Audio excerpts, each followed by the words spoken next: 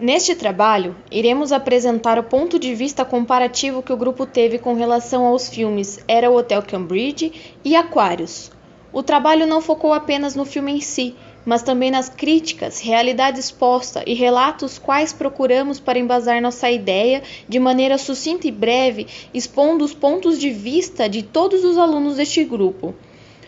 Procuramos apresentar da melhor maneira os principais pontos de ambos os filmes, os quais denotam a realidade que as comunidades vivem, cada qual de acordo com a sua cultura e meio de vivência.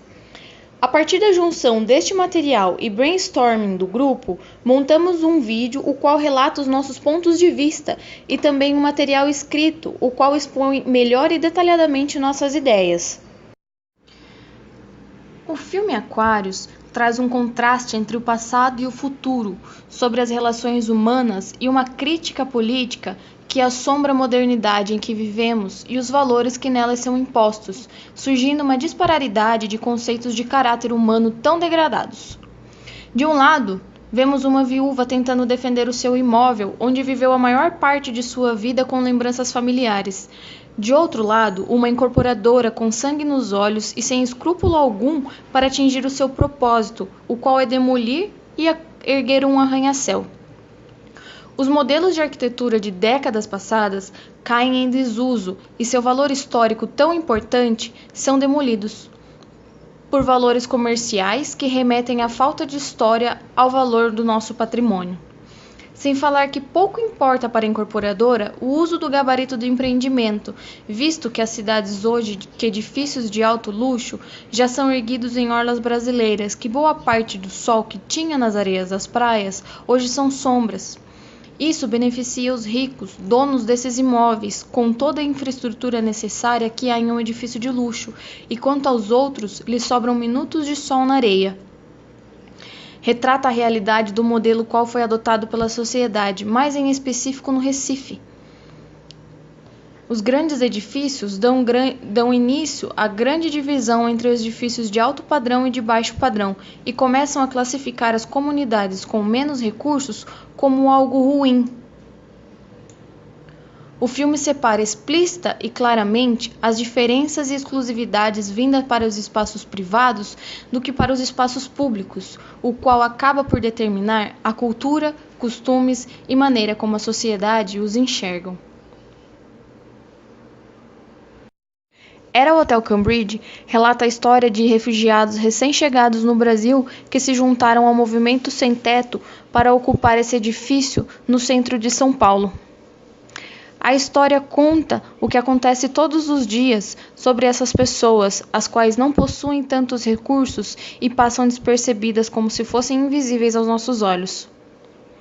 Um grupo de estudantes se interessou pela história e começou a gravar o dia a dia dessas pessoas. E nele, eles relatam muito bem como funciona essa ocupação.